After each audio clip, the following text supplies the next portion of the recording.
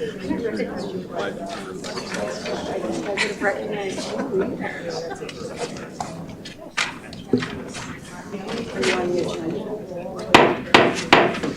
to order a city council meeting for Tuesday, May 2nd, 2003. If I could get a roll call, please. Gesme. Here. Here. Jepson. Here. Johnson. Here. Cronenberger. Here. Lundell. Here. Montgomery. Here. If we could all rise for the Pledge of Allegiance. I pledge allegiance to the flag of the United States of America and to the republic for which it stands, one nation, under God, indivisible, with liberty and justice for all.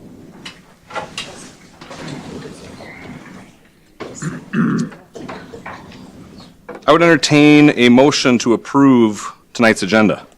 So moved. Motion by Lundell, second by Johnson. Any further discussion? All those in favor say aye. Aye. Opposed, nay. It carries. Public input. Before I read the little spiel, we do have a lot of people signed up tonight. Please try to be aware. I'll try to keep tabs on the 3 minutes, but just be aware of your time because we do have a lot of people talking tonight. So, public input is intended to afford the public an opportunity to address concerns to the City Council. The public input will be no longer than 30 minutes in total length, and each speaker will have no more than 3 minutes to speak. Speakers may address topics relevant to the governance of the city. Speakers must sign up in advance and must provide their name, address, and the topic they intend to address. Comments must be on topic, respectful, pertinent to city business, and adhere to the applicable data privacy rules. Any speaker that violates these rules will be asked to sit down, and if the speaker refuses to comply, they may be removed from the meeting. Speakers shall not address topics that are the subject of a public hearing. All such comments shall be made at the public hearing. City Council will not generally act on issues raised by the public input, but may choose to schedule consideration of the item on a future agenda. First person, is it Roger? What's the last name, Roger? Guttrimson. Guttrimson. Yes. Floor is yours, Roger.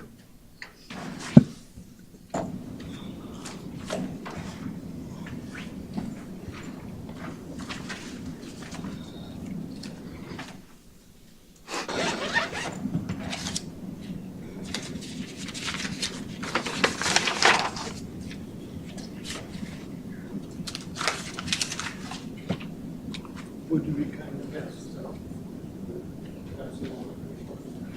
For the sake of time, my name is Roger Guttrimson. I'm located at 1300 West Minnesota Street. For the purpose of time, I'm handing out, if you would, and I appreciate it, my questions, which hopefully will be addressed after we leave, or before we leave tonight. I'm a retired banker, Vietnam veteran. I'm not necessarily in favor of the racetrack, if that's to be allowed to discuss at this time or later. But I commend the Fair Board for trying to get another event in, whether it's the go-kart or possibly horse racing. My question is, I, along with a lot of our neighbors, were not aware of what was going on until we read the city article. And from what I'm understanding, several of the council members were not made aware of either. Is this a done deal? If so, when? I'm going to pause you right there, Roger. Normally, this is not a question and answer. Well, that's what I was. But we will have, on tonight, we have our own discussion. But just to set the table clear before we get to our discussion, Yeah. This is technically not a city issue. This is a Fair Board issue. And so when you say the information that we didn't know, we found out about it the same as the general public via social media about a month ago.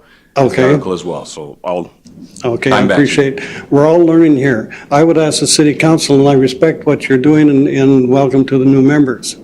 I almost ran last year, but I'm too old. But you're never too old. How much do you do your due diligence on any and all topics? How much do you know now, and how much do you rely on your elected officials? I don't care, with all due respect, Mr. Mayor, which I respect, and all of you, like I said, but do you trust all of the words that your city administrator says, or your attorney, which I'm not negating, not being disrespectful, I'm just questioning. Just like all of us who have signed petitions or not because they didn't want to show their face here, we have questions, and that's all I ask is to be answered. If it's a done deal, then yeah. So you're saying, Mr. Mayor, it does not fall under the purview of the city council? At this point in time, nothing has been brought on our agenda. By the Fair Board? No, So you're saying it's not a done deal, to your knowledge? that is a question that I can't answer. You'd have to ask the Fair Board or the Fair President, Greg Kurtz. Well, what was it that you and not singling you out, what was it that you and your city administrator signed back in November with the Fair Board relative to, it's online. I believe- I was not allowed to print it out. That would be the agreement to the land exchange? Okay. Last November, Okay. I wasn't the mayor. Okay, yeah. But Okay, but if I can address your city administrator, what was that relevant to the land exchange? Is that relevant to the racetrack? It had nothing to do with it. It was Hannah's Bend Park. Okay. When was the person who's going to create the new endeavor? The city of Cannon Falls can use an awful lot of new businesses. I've served on several EDA committees. I always research, but point being, are we then going to be having a public hearing, or what has to happen in order for us to have and request a public hearing? Does the Fair Board have to come to you? those are all questions that will probably be brought up in our discussion tonight. Okay, I appreciate it. Thank you. Thanks, Roger. Next up, is it Brian Douglas?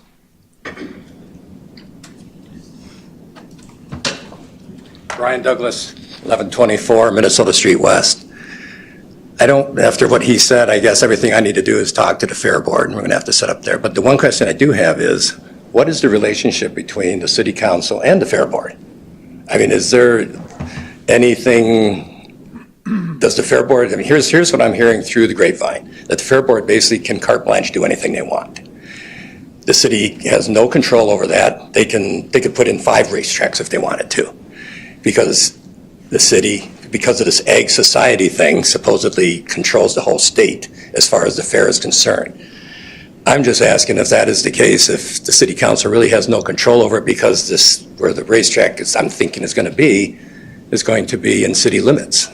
But do you have any control over that? We'll deal with it. We'll deal with that in the discussion. Okay, that's what I needed. Thank you. Thank you. Carmen Douglas. Hi, I'm Carmen Douglas. I'm at 1124 Minnesota Street West. I have signed petitions. Do you want those or You not? can take a look at it, absolutely. You want them now? Sure. Thank you. That was my husband that was just here. We moved here it hasn't even been 2 years. We moved in June to Minnesota Street. This Cannon Falls allows me to be a little bit closer to my mom and like halfway between my kids who are in the cities. So we've spent the last couple years updating our house and our yard to make it more comfortable for family, entertaining, and retirement. We were aware of what happens over the 4th of July down there on the fairgrounds, and that's fine. It's the 4th of July. Everybody has a lot of fun on the 4th of July. On March 29th, we were made aware of a Facebook posting by the gentleman that's wanting to rent the space from the fairgrounds or fair board. And it was a video of, obviously, the fairgrounds, and he's going to put this racetrack in. And we were pretty surprised, didn't hear about it. My neighbor is Jan Fennern. She's been here for a long time. She knows a lot of people, and she knows what's going on in town mostly. So I asked her if she had heard about it. Nope, she hadn't heard about it. She called a couple people. Nobody had heard about it. So a few of us, Roger, a couple of other people decided, okay, so we'll just start collecting some names to see who's for, who's against. Mostly the people in our neighborhood on the west side who are closest to the fairgrounds. So we've only had a week, and what that represents is a few of the people. Many people who stated that they were against having the racetrack there were afraid to sign. There were a lot of people that weren't home. We did leave information for them to contact us if they wanted to sign. I did have somebody just came to the garage just as we were pulling out who signed. So a couple weeks later, well, first we called the paper to see if they'd heard about this, and nobody at the paper had heard about it. Then we called City Hall. Well, we were supposed to talk to somebody in economic development. It turns out that person had left, so we didn't have a return call. 2 weeks later, the paper is in the story, and that's when everything kind of blew up, and we decided we would try and gather these signatures of the people in the neighborhood. So what we have tonight, like I said, is just what we've gathered over the week. We don't believe that it belongs in city limits. Those of us that live on Minnesota Street are close, really close. And the biggest problem is the noise. And if anybody says they're going to let this go in and then bring one of those decibel meters up, that's a subjective measurement. What's loud to one person is not loud to somebody else. I don't think we can go by that. That our decrease in property values, I've already talked to a realtor. And the dirt, you know how windy it's been. I've noticed it's pretty windy in Cannon Falls a lot because we're out here away from big buildings, obviously. And all that dirt's going to be coming right in our houses, and the policing of the extra traffic, but mostly it's the noise. I mean, one weekend over the 4th of July, you can handle. Everybody's celebrating. You're going to do this every Saturday night from April to September, and that's what this guy said. That's the plan, to eventually have it April through September. I also looked online at the raceway in Tulsa, Oklahoma. The aerial view of that, there are no houses anywhere around that racetrack. I mean, this just doesn't make sense to any of us why they're doing this. So we would like you to reconsider. We're hoping that the Fair Board will allow some of us to come to some of their meetings so that we can maybe compromise on this if they're going to absolutely have to go through with this. But we're hoping maybe there can be another way that they can make some money besides a racetrack. Thank you. Thank you. Next, we've got Carol Lee Stock.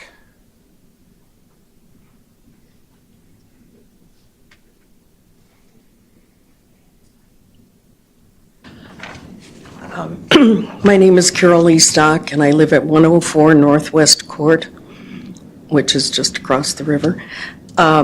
First, if I could get some sort of clarification about where this is going to be on the fairgrounds.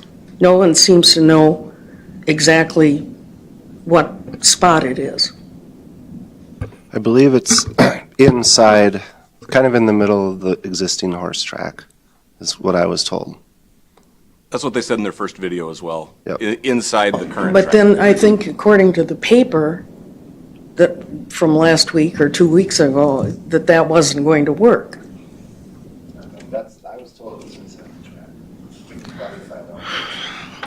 Okay, well, I just wanted to point out one thing. If I remember correctly, the city has a noise ordinance that's probably been on the books for 40, 50 years maybe. And the other question, well, I guess I can wait to ask the other question, but are the people proposing this here tonight? The Fair Board? Or the guy who's building this? Okay, I'll just hold off then until that. Thank you.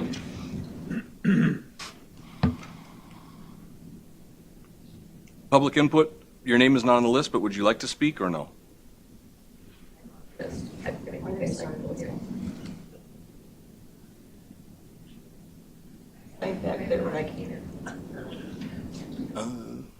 Sarah, do you mind checking to see if there's a... I've got two more. I've got Babe O'Gorman and Kevin Worker. Was it? Kevin Winker. I signed over Winker? there when I came in the door.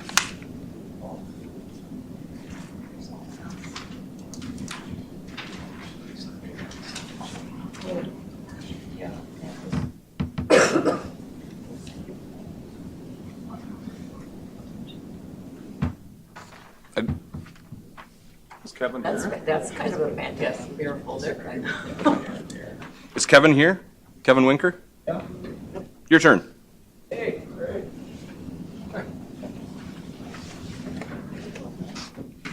Hi, Kevin Winker, 110 Evergreen Drive East. Totally unrelated to the fair. Yes, you are talking potholes. Yeah, so when it rains, There we I go. have ducks landing in the potholes. They think they're ponds, for Christ's sakes. We need to do something. I invite any one of you up here, except Ryan, to come over to my neighborhood, because he's got a 1-ton, he's gonna hit his head on the roof. And he knows that, but we gotta get something done. And every year you come out and you put some tar in there. Yeah, great, for 2 or 3 weeks. That's like putting a Band-Aid on a bullet hole. It doesn't work. It needs to be mill and overlaid like you did across the street 2 years ago, which that street was only 20 years old. Mine's 50 years old. I watched them build the street in 1974. It needs to be fixed. Thank you. Thank you. And Mr. O'Gorman, talking Public Works. Yes, for something totally different yet. Last Wednesday, I got an agenda for the Public Works meeting. On that agenda said approval of minutes from the previous meeting. And when I came to the Public Works meeting, there was no such thing on the agenda. So I don't know how it magically disappeared, but the thing with the swimming pool showed up. And I'm interested in those minutes, and I'm concerned that now the meeting's gone by, so you didn't approve the minutes, so I'm wondering when they do get approved and how I get a copy of them. Thank you.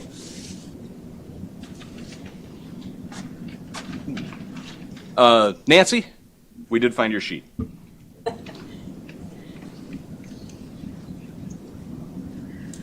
My name is Nancy Boozy, and I live at 648 Union Court, and I am without question the closest building to the fairgrounds. We are just across the fence on the north end. We watch the horse racers go by our house. We tolerate the fair. We love the fair. It's not a big deal, but my question is, I have seen nothing that in the city zoning that allows a racetrack. And some of that's come up before. But I think at the very least, the city has a right to set some limits. There's stuff out on Facebook that this man is planning on racing anything and everything that comes to him 24 hours a day, 7 days a week, basically. And that may not be what he's saying, but this is the time to put some limits on what they can do. Even Saturday night would be too much, but at least it's not. And if it's small cars, that's better than great big truck cars. But I sure wish I knew who these people were. It seems to be very hush-hush. And I'm speaking as a former writer for the Beacon for 20 years, and this should have been in the paper a long time ago. I find fault with the people that are running the paper. They don't pay any attention to anything that's going on around here. People have a right to know. Thank you. Thank you, Nancy.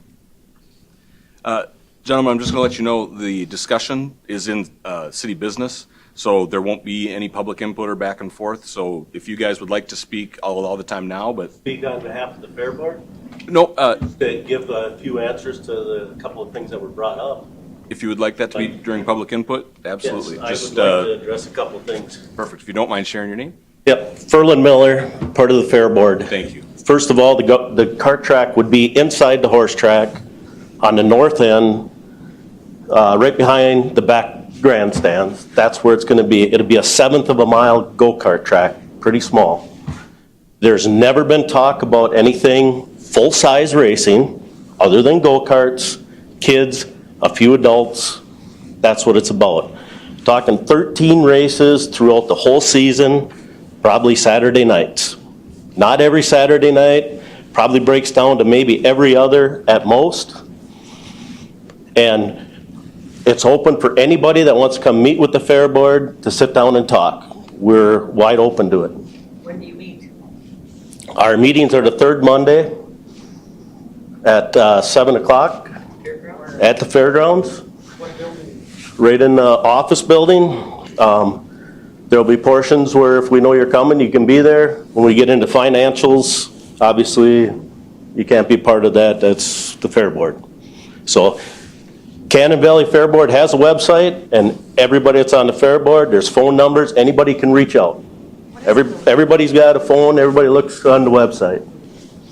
So any questions, I'll be here for a little bit, I'll meet you outside, talk, but everybody's open to come talk to us at any time.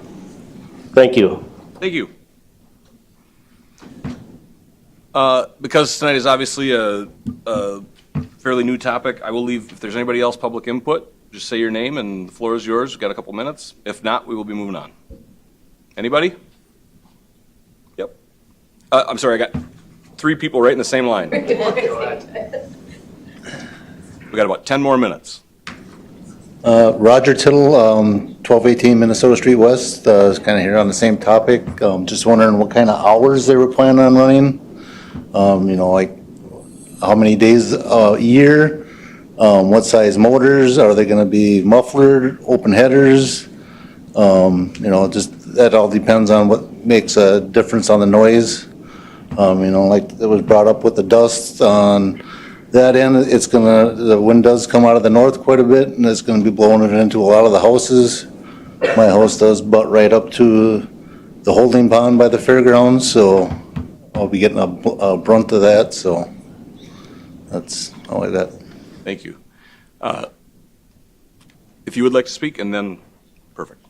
Thank you. My name is Jenny Hildebrandt. I live at 1121 West State Street. I'm not directly on Minnesota Street. I don't butt up to the fair property, but I am the next street. And we do enjoy hearing the fairgrounds during the 4th of July weekend. We enjoy the excitement and the festivities. I will offer that I've been trying really hard to be fair, as passionate as we are about this being our homes, which is really all we can control these days, is our living quarters. And I struggle with hearing people who aren't going to be directly impacted saying you're exaggerating it, it's not going to be that big of a deal. However, I did have the opportunity to speak with Ferlin Miller. He brought me down to the fairgrounds. He gave me a tour of it. I am still opposed to this, and he's aware of that. But he has thrown an olive branch out to have the discussions. He has told us that the Fair Board will maintain control of any agreement, and that the gentleman who is bringing his finances and everything into the organization is aware that there is risk involved. And so I would just offer that we maintain our composure and our fairness, and we understand that I don't think anything was done to offend or hurt any of us. But now that it's been brought forward, I would hope that the Fair Board would listen to these concerns, because these are our homes and we are very passionate about it. So, thank you. Thank you.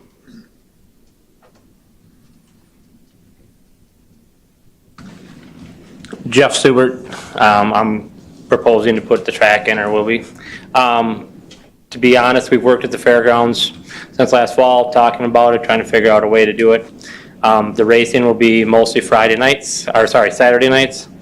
Occasional 2-day weekend. We usually try to do a special in the spring or the fall.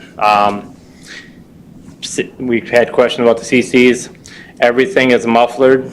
Our plan is to put a self-imposed time limit on it. We would not go past 10 o'clock at night, unless it was a special event of something where we went later, but try to wrap up racing no later than 10.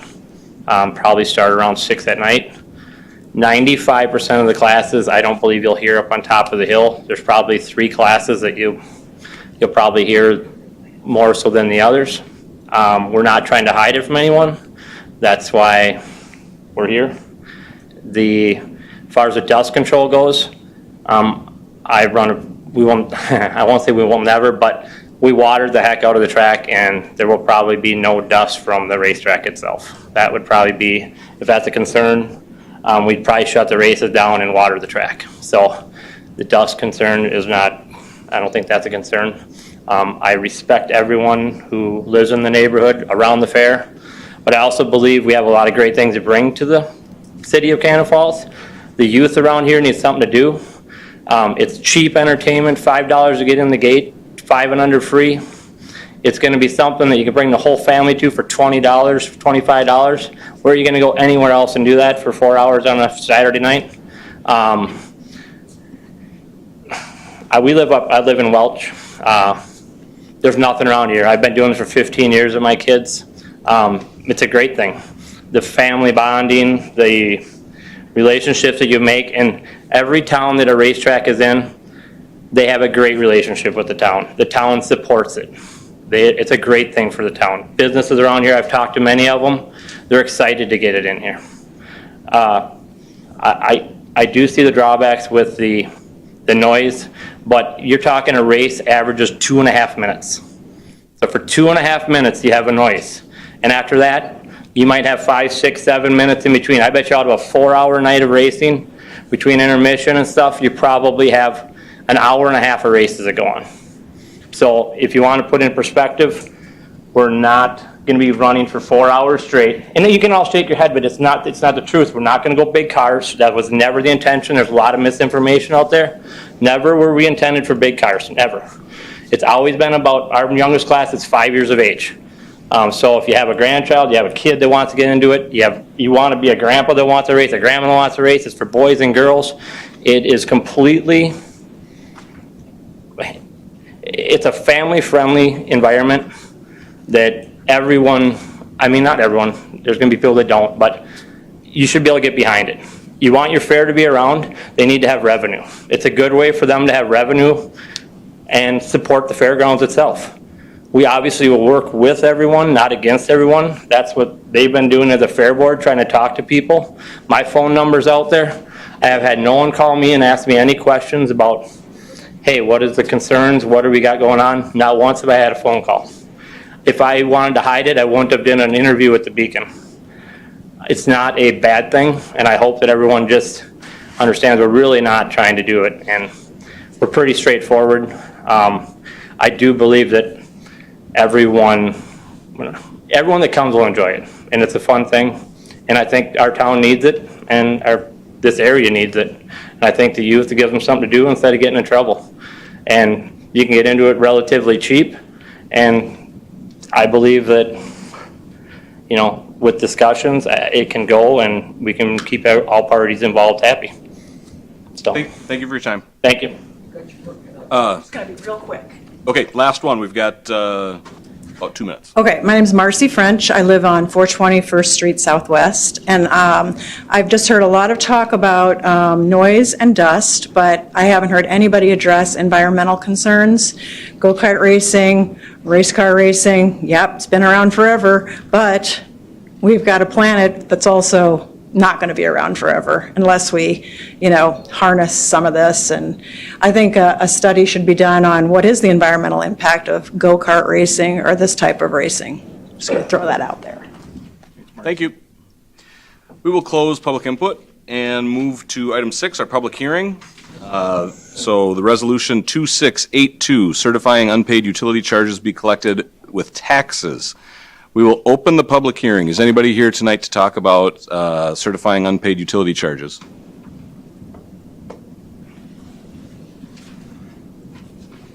Second call for the public hearing, resolution 2682. Third and final call for the public hearing, resolution 2682, unpaid utility charges being collected by taxes. Not hearing any, I will close the public hearing and look for a motion to approve from the council. So moved. Second. Motion by Johnson, second by Gesme. Any further discussion? All those in favor say aye. Aye. Aye. Opposed, nay. It carries.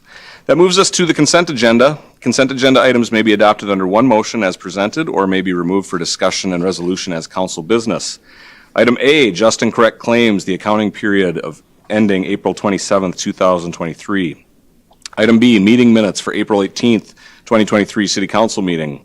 Item C, the second reading and adoption of Ordinance 393, an interim ordinance establishing a moratorium within the city of land use and subdivision applications for the construction and development of residential treatment facilities. Item D, approve the summer and fall event street closures. Item E, approve the hire of Jackson Hansen to the police department. And item F, approve police officer promotion. Are there any items that the council would like to see pulled down? Matt, there's item G. Yeah. Oh, approving the part-time paramedic. Thank you. I Must have the old agenda. Item G, approving the hiring of a part-time paramedic. Are there any items that the council would like to pull down for discussion? Hearing none, I'd take a motion to approve. So moved. I'll second it. Motion from Lisa, second from Ryan. Any further discussion? Those in favor say aye. Aye. Opposed, nay. Motion carries. Moving on to council business. Item A, zoning administrator position, interim CETA contract. Neil.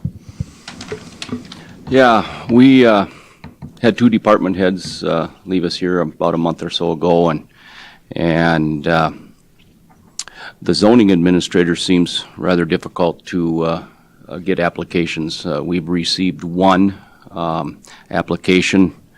The application is a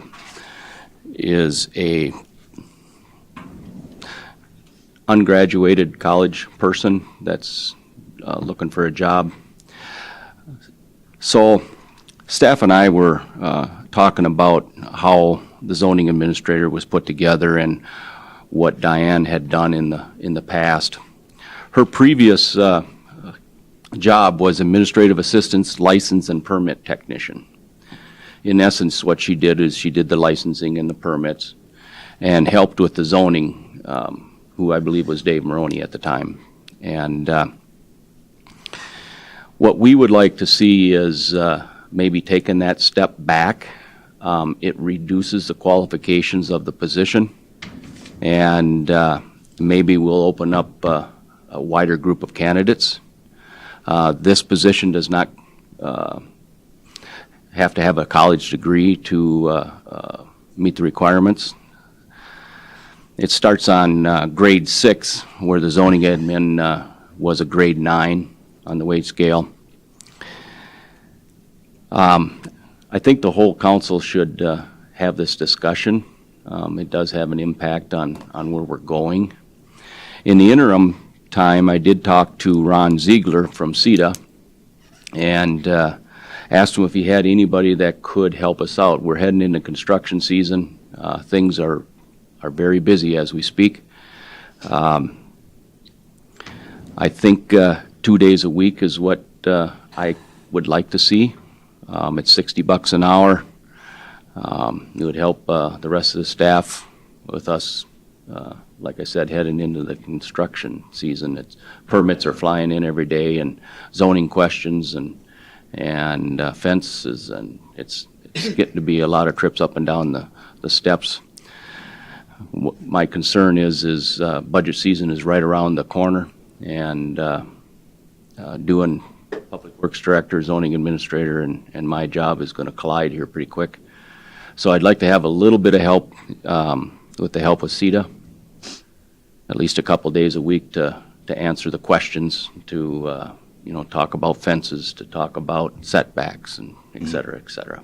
And the action that is in front of us tonight is to approve the agreement with CETA at that rate. Does it have anything to do with the posting of the position, or can that be done just on? Got two items that I would like you to consider is to drop the zoning administrator back to the licensing tech, to fill that office. I think we will get some more applicants. Well, we pretty much have to. We've only had one in 6 weeks, so it's rough out there. And if I remember, Diane started as a licensing tech? That Position? was her position prior to zoning administrator. All right, council, discussion. If we choose to go with the licensing tech, would the hope be that they would eventually learn the zoning stuff and kind of do what Diane did? Correct. Eventually? Okay, Correct. so we wouldn't have to have CETA forever? No. Yep, okay. As soon as we fill the seat, get the position up and running, it's just an interim, 2 days a week. Yep, and that'll be done. I believe when we had discussion on this before too, we said that this is the type of job where every city has its own quirks, so learning and growing within the system can be almost even more advantageous than somebody who graduated with a degree and came here thinking this is how things should be. And it's like you have to learn basically on the ground running here in the city anyway. Yeah, you get a broad look at zoning, but every zoning book is different. and every city is different. So, yeah, it does, Diane knew that book like the back of her hand. It was a tough loss when she left, but now we got to find somebody else to fill that position and start learning the book. So. Any other questions or discussion from the council? Go ahead. And I have no problem with this proposal. This is thinking as we go forward. I guess I would like to know a bit more about how we structure the administrative tasks, you know, what people are doing, what roles. And because in reading old council minutes, I noticed at one point we had a assistant city administrator / finance person. And I noticed over the years things change, and I thought, I guess I would like, as a member of the council, to kind of have an understanding of how it's structured now, what are the various job positions, and if there might be a more effective way we could put things together, as long as we're in this hiring process. Any other questions or discussion regarding the zoning tech / admin and the interim agreement with CETA? Can we do it under one motion? Please. I make a motion to approve the advertisement administrative license tech and also contract with CETA for the, what'd you say, 2 days a week? 2 days a week, $60 an hour. So that's my motion. Motion from Councilmember Gesme. Do I have a second? I'll second. Second from Ms. Grote. Any further discussion? All those in favor? Aye. Opposed? Carries. Moves us along to item B, the swimming pool parking lot reconstruction. Bill. Thank you, Mayor. Neil has a memo in the packet concerning the swimming pool. So what we are asking the City Council is authorization to move forward to receive competitive quotes to redo the parking lot. For council members that were here last year, this was one of our projects we had considered. Ultimately, it was decided to delay a year, primarily because it's in such bad shape that it could only get worse. It wasn't going to cost us more because the fix would change. So basically what this project would do is we would what's called reclaim or grind up all the pavement, and then we would basically use that to form a new base, and then we'd put 4 inches of new asphalt over the top.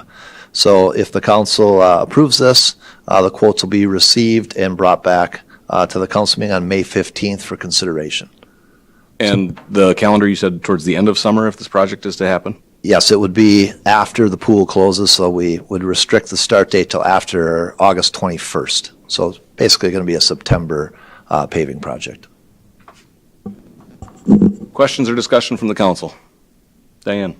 On the picture, there's that one little green, and I can't read what was that? Yes, so if there's any excess, that's, I was going to say, if it was up on the screen, that's the haul-off spot. So city staff will haul off any excess of the grindings or reclaim material, and then we'll use that. So that's the spot where the contractor will take it to. So something like that, we always want to let the contractor know so that it's clear that they don't have to haul it, put it in the truck and haul it away, because then they'll raise their prices, so. But eventually it will be paved. Yes, yeah. It'll just be a pile. Nope, so they grind up all the asphalt, re-spread it, anything left over, they'll put in that green area, city staff will haul it away, then they'll smooth it out, then they'll pave it. Any other questions or discussion? Hearing none, I would entertain a motion to approve the swimming pool parking lot reconstruction. Sorry, can I just ask one more quick question? Absolutely. So is this the only one that we're going to do then this year? I know we delayed it to this year, but with only 30,000, is that impacting anybody else or any other projects? Or was this the only one we were doing this year?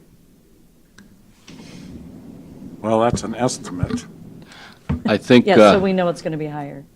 I think we better wait and see where the bid comes in at. The estimate is 170, but as you'll find out in the next agenda item, things don't always seem what they are, so. Yeah, I guess I was just wondering if we had already planned that this was the only one we were doing. Yeah, it was scheduled for last year. Yeah. And we didn't have enough money to do it last year. We did, since the county road going south out of town got done, we did Park instead. Tied it by, because we had to pay for some of that sidewalk removal And so we tied that in and took the parking lot out. Well, that pool parking lot has been in rough shape for a few years, so, pushing it back, I don't think we can kick this one down the can, or kick this can down the road any further, so. With that said, I would entertain a motion to approve. So moved. Motion by Johnson, do I have a second? I'll second it. I got a second, I heard Laura first, so we'll go with Laura. Any further discussion? All those in favor say aye. Aye. Opposed, nay. It carries. That moves us to item C, Resolution 2683, receiving bids and awarding contract for the 3rd Street Lift Station and Force Main. Bill. Thank you, Mayor. So we did receive bids on April 27th. So in your packet is the bid tabulation. There's a short summary in there. As previously mentioned, the cost estimate for this was $700,000, and the low bid was $899,000, so quite a bit more. So one of the things that we do when bids come in high, so we talk to the low bidder, we talk to the suppliers. Was there any uncertainty in the plans? They didn't understand what was going on. The next low bidder was $2,000 more, so we had good competition. So there's no red flags there. All the discussions we've had were regarding the material. Materials were significantly higher. We were aware of this, so some of the things we discussed with the council and with staff was, what can we do to try to help that? So we did extend the completion date to give more time for equipment, and we were told that did lower prices, that without us doing that, we would have paid even more. The main items that were more expensive were the pipe, so the PVC pipe. So again, this is a replacement of the sewer bridge, so we're going to directional drill a pipe under the river. So it's the pipe prices and the structures themselves. So this is, a lift station is a large, concrete structure. So the concrete and plastic is what the contractors are telling us. One of the things that we look at when we do bid a project is, can we eliminate some of the project, or can we rebid it and get lower prices? Well, there's really nothing to eliminate. We're putting a pipe under the river and building a lift station, so that's not really a choice. Could we rebid it? Right now, with the amount of inflation we've been seeing on the construction side, talking with contractors, if we rebid this project or waited, we would just pay more at that time. So unfortunately, it's a higher price, but there is a little bit of the prices are what the prices are. As long as we have clear plans, good competition, that's the best we can do. So based on that, we are recommending awarding the contract to A1 Excavating. A1 Excavating, the statute says that a city, we can basically only look as a contractor responsive and responsible. Those are the statutory definitions. They do fit those criteria. We've done work with them before. Again, that doesn't guarantee their performance, but they fit the requirements, and they are a reputable firm. So with that, if there's any questions, but the recommendation then is to pass the resolution awarding the contract. But happy to answer questions. Questions or discussion from the council?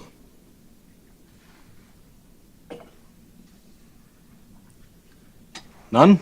I'll throw something out there. I know that Maple Grove isn't Cannon Falls, but we do talk about local. Mm-hmm. And Maple Grove is Minnesota, Bloomer, Wisconsin is a different state. Mm-hmm. I think $2,000 is a lot, but when you're talking about $900,000, $2,000 isn't a lot. Would we ever want to consider doing local, since that's kind of what we always talk about? Fair question. What does the rest of the council think about that? Mayor, if I could? Yeah, absolutely. You are not allowed to do that by state statute. Oh, okay. You have to take the low bid. You cannot consider that unless basically in a public bid format, you can't consider that. Got it. So unfortunately, because I would like to hire the closest firm that we can if we could, so. Okay. The more you know. Any other questions or discussions? Now, this could vary quite a bit depending on the drilling, correct? Well, that's one of the things we talked about is whenever you're drilling under the river, there is some risk with that. So, and this is what's called a unit price contract. Other than, we did set it up, Steve, so that the drilling under the river is what we call planned quantity or lump sum. So they get a fixed amount to drill it under the river. So no surprises? You never guarantee anything when you're drilling under a river, so. Okay. Directional drill, is that item 15 in the sheet that we were given? Yeah. Yes. Yes. Yeah. Okay. And if you see that little P, that means planned quantity, which means they can't change the quantity. Okay.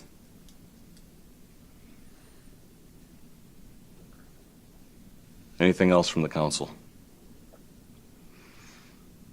Hearing nothing, I would entertain a motion to approve Resolution 2683. So moved.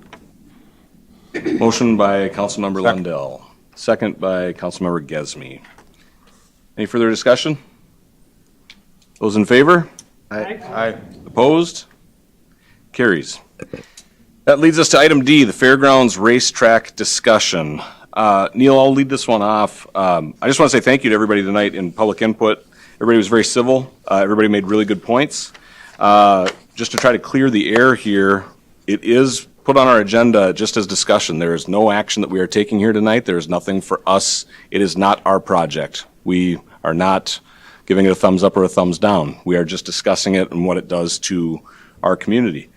At this point in time, nothing still official business has been brought in other than the newspaper article, the Facebook post.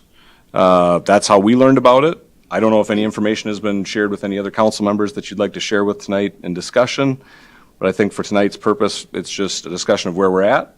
It's not a thumbs up or a thumbs down. Maybe some legalities can be shared tonight, shed some light on the subject for us. So Shelley, if there's anything that you would like to start off with so the question was asked by a resident of, are they carte blanche? Can they do what they like? I believe the Ag Society has been brought up multiple times. If there's anything that you could share with us as a council, that'd be wonderful.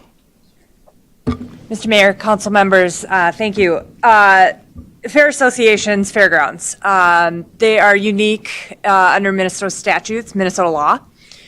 The way they intersect with local government regulation is different from anything you guys have probably seen.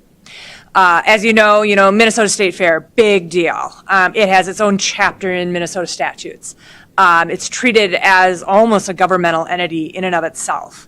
It can make ordinances, for example. It governs its own property, the fairgrounds, right, Ramsey County.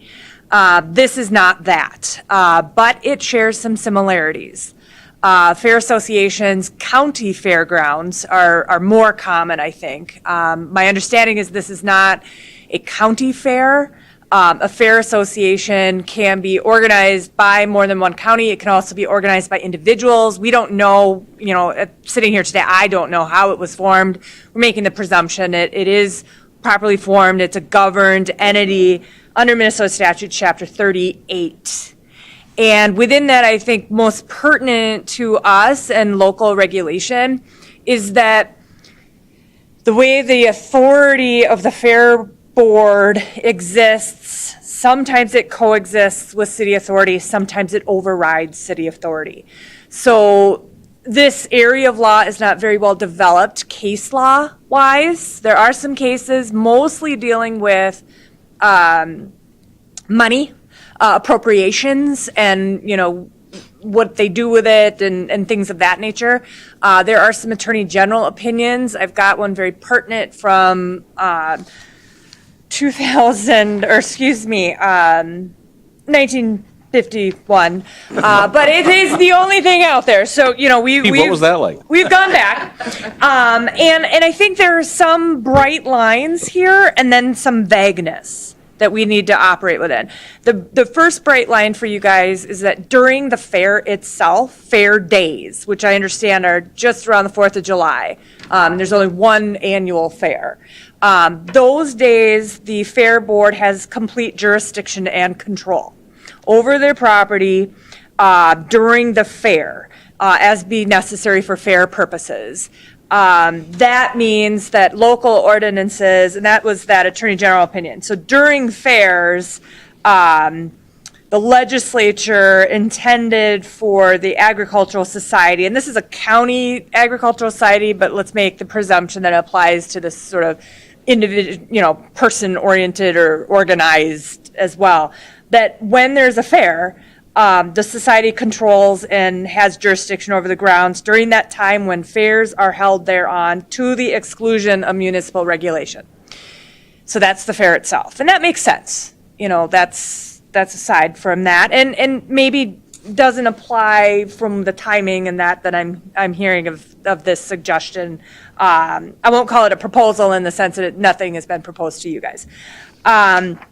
Their other bright line is that all year long, a fair association, the land and the buildings are exempt from zoning, building, and other ordinances, again, for sure during the fair days. Zoning for sure all year long. So that makes sense. Not to interrupt, but I assume that this is in the intent that if they want to put a new building up for showing sheep or cattle, or so they can put the structures close. I mean, it's Yes. as needs for the fair. Yes, and that was my example, is so they build a new building, only we require certain setbacks, and they can't fit that in, and you've all been to fairs, the building is right on the sidewalk, and they're exempt from that, and that makes sense, because they're there for 5 days, and then what do they move the building for the rest of the year? Doesn't make any sense. So that's a bright line. So zoning, you cannot enforce zoning against a fair association. You cannot enforce any local regulations during fair days. I do think it's an open question about whether the city can enforce against the fair association other ordinances and requirements throughout the year on non-fair days, non-zoning. It's an open question. And I also think another step removed is you have a company that purports to want to lease land from the fair association. That's another step removed. And again, in that Attorney General opinion, they make the point that this particular fair had the fair days, and then they would use the grounds, they'd lease the grounds out at a time other than when there was a county fair being held there. It would be necessary for the operator, i.e. the non-fairgrounds, the operator, to comply with the requirements of both city or of the city regulations. So I think there's a good foundation to say that that's great, but the city does have some regulatory authority over a non-fair association operator on non-fair days, okay?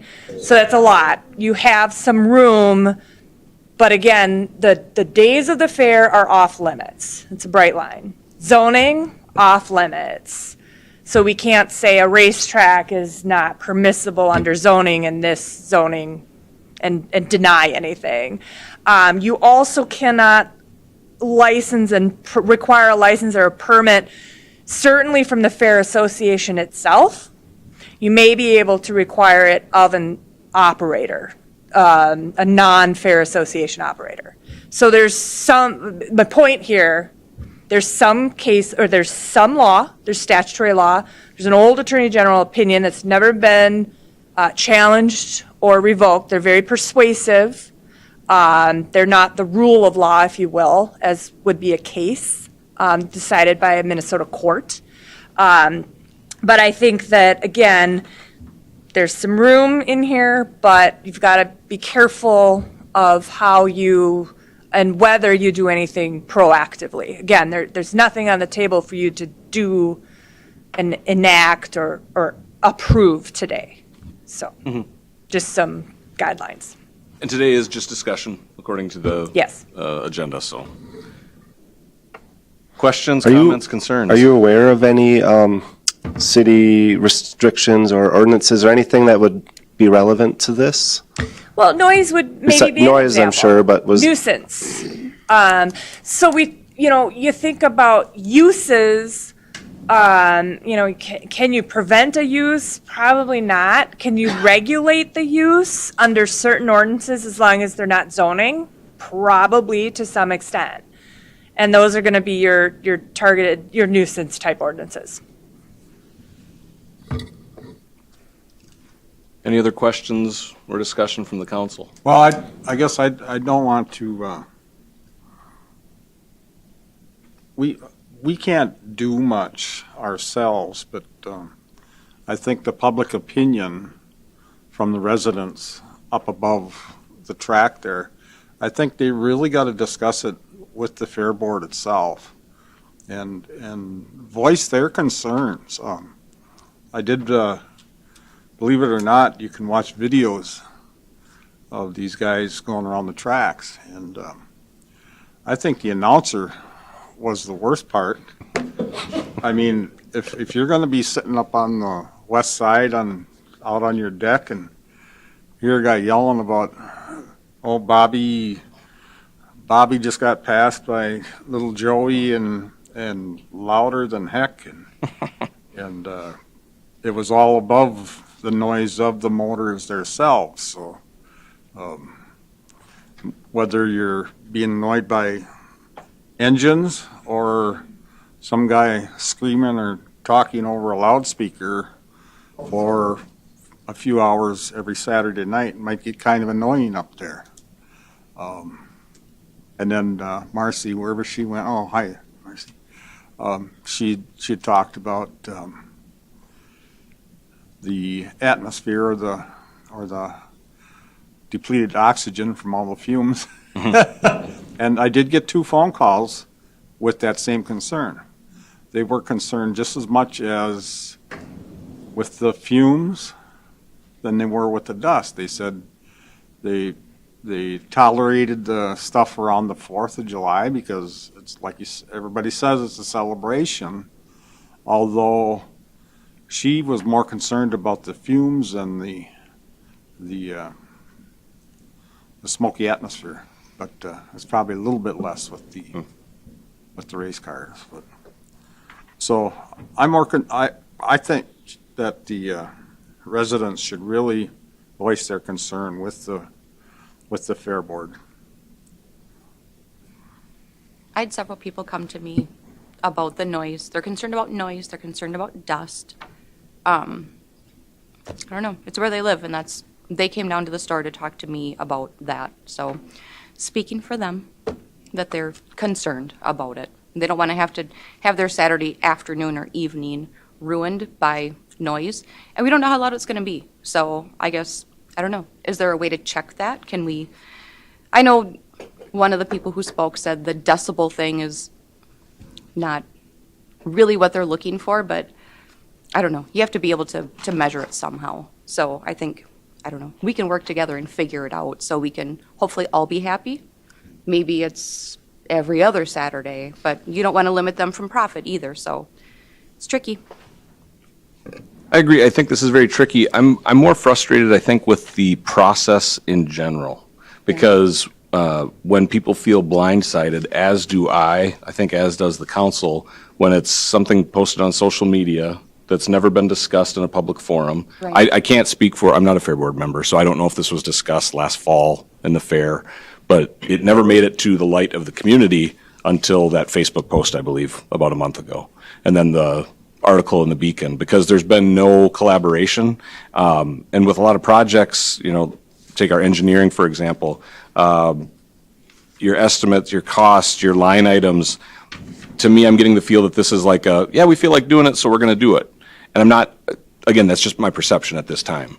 And I feel like there hasn't been any talk to the community to get their input on it, or there hasn't been a study that says decibel level is going to be this when the conditions are like this, and there hasn't been talk of, who are the people that are going to be coming. We talk about this being great for the community. Sure, if it's $5 per person to get in there and whatever, entertaining, but who are the racers? Is that going to be people competing from the community? Because when you say it's a cheap form of entertainment, I don't think those carts are very cheap. I don't think it's the kind of sport that somebody can just go out and put like playing catch in the yard or grabbing a basketball and going and playing it. There's thousands of dollars involved with trailers, your toy haulers, how many people are going to be participating from the community? We can have the discussion after we're done, but for the sake right now of business, but I'd love it if you stuck around. But I think that's where this is tricky. I support motorsports. I support athletics. The location and the community reception is questionable at best. I'll just share my opinion. I grew up in a town that had a go-kart track and a racetrack right next to each other. Would that be Alexandria? Yeah. Yep, yep. We had the dirt track or the go-karts Friday night and full late model race cars Saturday. Sounds like a thing. Fire.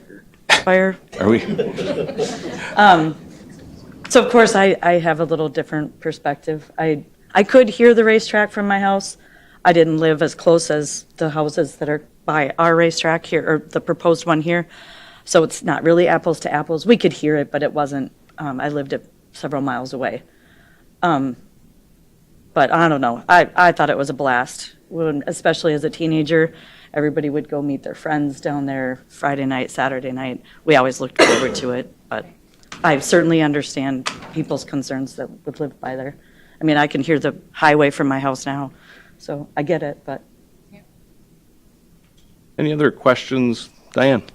And I agree with you, Matt, and some of the other comments that said, I do feel like we're all blindsided on this. I think some of it was we got so carried away with the land exchange with Hannah's Bend Park and the Fair Board that, you know, that's the only thing I've thought of for the Fair Board, as well as being excited about July coming again. But, you know, I wish there were, and I realize the Fair Board there again is an entity that I really don't understand. And so I know they don't have to have public meetings as do the rest of us.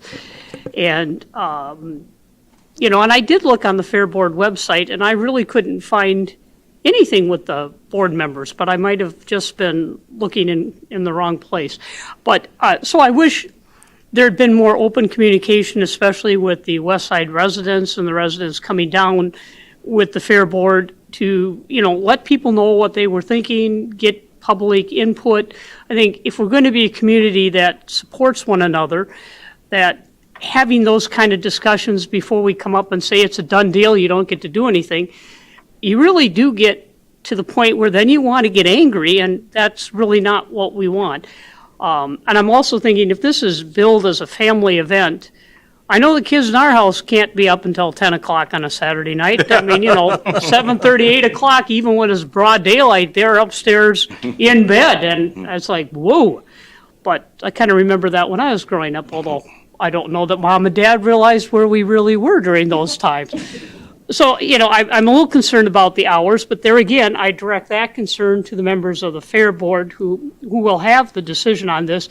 From what it sounds like from our attorney, if the city chose to try to do something, we're kind of in gray area that we have no real guarantee that we really could do anything. And there again, do we want to waste Fair Board money, city money, hiring lawyers to fight out a case where the city probably is going to lose anyway, or basically we all lose.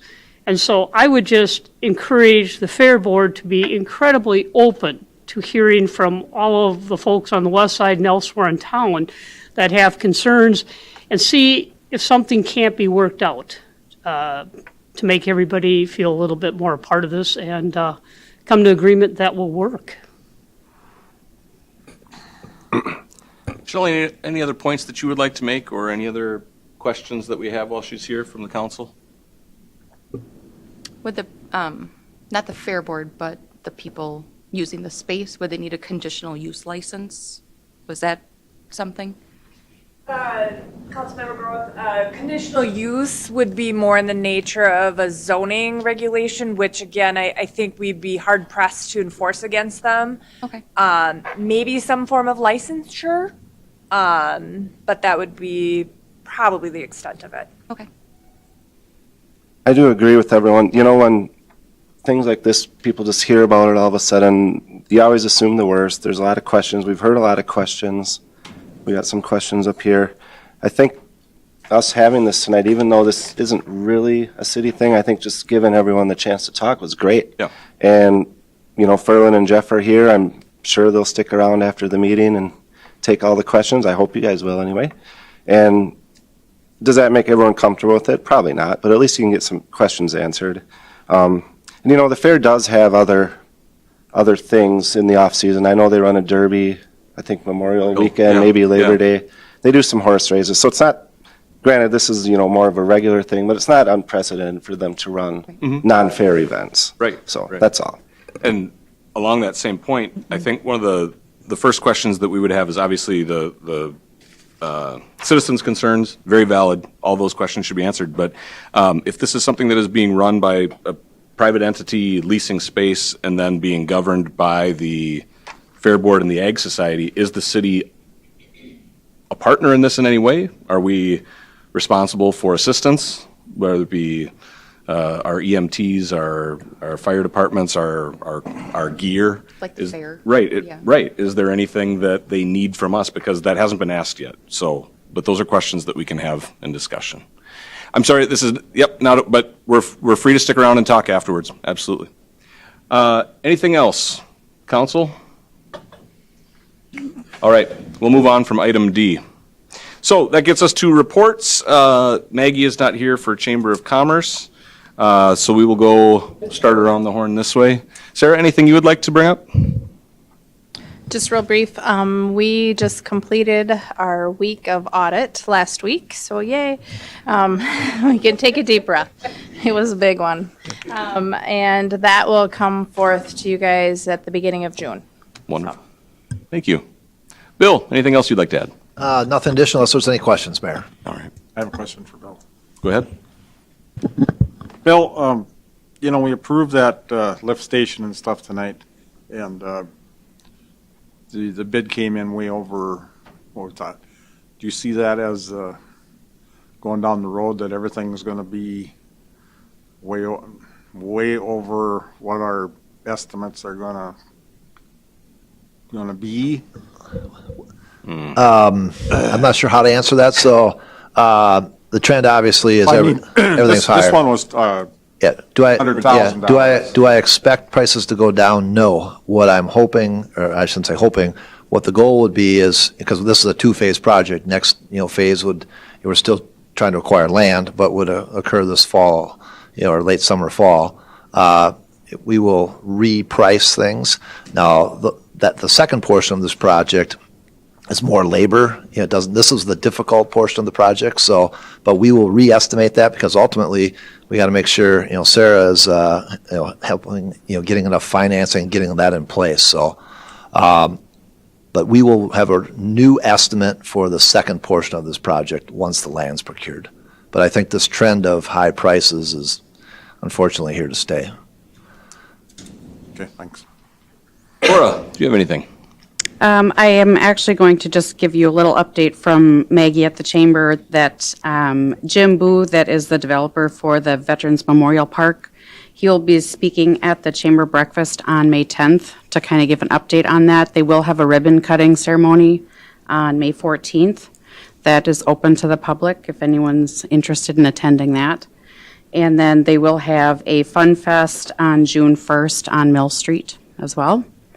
And then from an EDA, if I can just laterally move that way, Neil and I did have an opportunity to tour the Cannonball Apartments on Friday, so that was pretty exciting.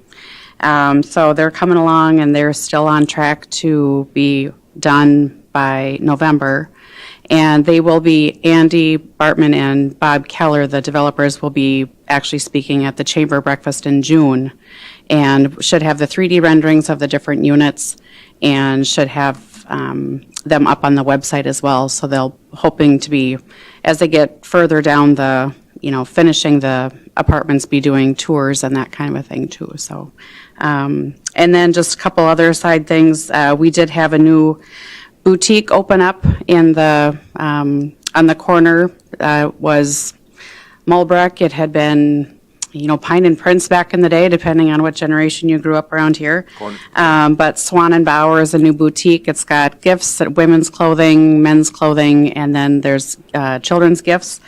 And then Ginger Bauer also purchased the building on the corner that used to be the Chamber and the barber shop. So she doubled her sales floor and now has her office and backstock in the same building. So she doesn't have two buildings that she's renting. So I just really commend our shop owners for continuing to be down, brick and mortar downtown shops in this industry, or, in this economic time. So that's what I have. Thank you. Lieutenant Berg. Thank you, Mayor and Council, for approving the police officer promotion and the new hire. That definitely helps our department. Unfortunately, we're still one down, and we have had exactly 0 applicants in the last 2 weeks. So if anybody knows a cop that wants to come to a small town, we stay busy. You do. Yeah. Thank you. Shelley, anything else you'd like to add tonight? No, Mr. Mayor. Thank you. Neil? Yeah, just a couple things. I want to touch base on what Bill said about the land that we have to acquire.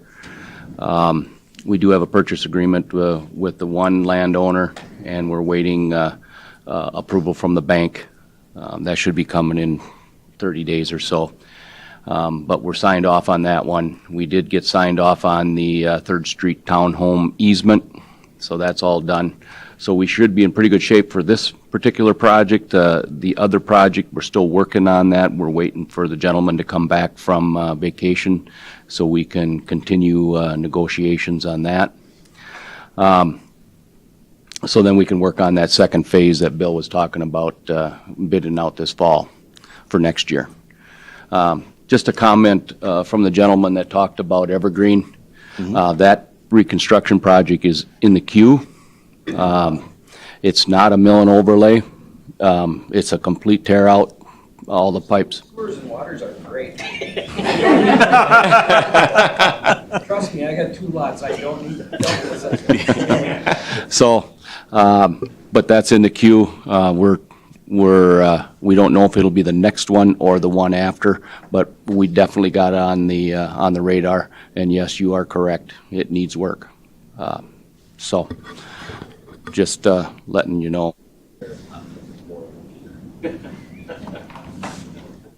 All right. The Joint Powers Trail Board met on April 25th. Lisa forgot her notes. Oh, that's all right. Best from memory. Best from memory. I mean, most of the conversation was around a grant that they're trying to apply for. It's like almost $1 million to redo the entire trail. We decided to only do half, request half, because you have to be able to, how this works, Laura probably knows more than I do, but like you have to have like 70 or 25% of You can do up to 25% of local money. Matching. Yes, matching. So we decided to cut back on it, so then it was only going to be like 600,000 or something like that. So I don't know. That was most of the conversation. They kept a lot more money to work with instead of draining everything. So Got it. a better financial choice, we thought. So it would get repaved, mill and overlay, or whatever those words are, and then And widened. And it has to be widened because the new state rules say that it has to be 10 feet, Mm-hmm. and it's 8 now, I think. Yep. And a couple of bridges. Well, great. Thank you. Public Works Commission, April 27th. Oh. I can take it. We just had 2 things. It was the swimming pool parking lot, and then we met with an applicant. Did we ever get an answer? Are you allowed to say? He backed out. Okay. But we met with an applicant who evidently backed out. So that's all. All right. Anything? We'll start over here. Derek. Diane? I'd just like to thank everybody who came out Saturday to the fire department's breakfast, and it was great fun crawling around all the engines. Steve? Nothing. Laura? I'm good. Lisa? Steve and I are working on the police wage negotiation contracts. And Mic on? yes, I'm just quiet. Jeez. How's this? Better. So we're working on the negotiations, and hopefully we'll come to a good agreement, which will help us get more police in town and retain them. That's all I got. Wonderful. Ryan? Anything from you? And we're going to do a pay study. Go ahead. One of the things that we had a discussion about at negotiations is doing a citywide pay study. We got 3 contracts that we got to negotiate this year, and there's going to, the requests are coming in quite high, and we're trying to figure out what the best way to do that.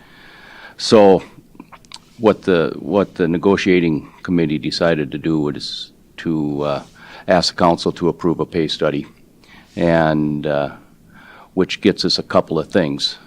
It gets us some guidance on where all the other people are at, or all the other municipalities are at. And then also, if we raise wages on the police officers, how does that affect our pay equity? If anybody knows how pay equity works, you have to be careful that you don't go out of compliance. And doing that, they'll run a pay equity compliance and see if it's still, if the city still is in compliance. So with that said, I will be bringing forward an estimate from a group or a firm that will do that for us, to see where we lay. Thanks, Okay. Neil. Before we go, I just want to say, I think this is our first council meeting since, we've had a lot of action this last month here in town, and that fire that happened at the apartment building out on 17 there, the actions from our EMS staff, our fire department, and our police department in concert together is phenomenal. I have talked to a lot of people about that, and the word heroism, and they say this is the stuff you don't see very often. And situation and results, through all that stuff, let's just look at what our people did. The response time, that they said that was off the charts. I think it was 7 minutes. 7 minutes from call to extracting people from a burning building, which we were told was, it was astounding. Police Chief McCormick is not here tonight, but when I talked to him, he was the first person I talked to when he said that he had an EMS member that he had to hold back while they're breaking out the window to try to get in. Those actions and the stories being told from other people and how they fit together. That fire was fought from the inside. Everything that was done, and I know that the results aren't what we all wished for, but the effort from our people is absolutely phenomenal. And I just want to say thank you.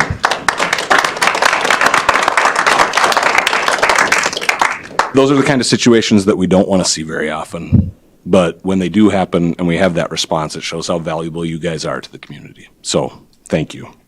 With that said, I would take a motion to adjourn. So moved.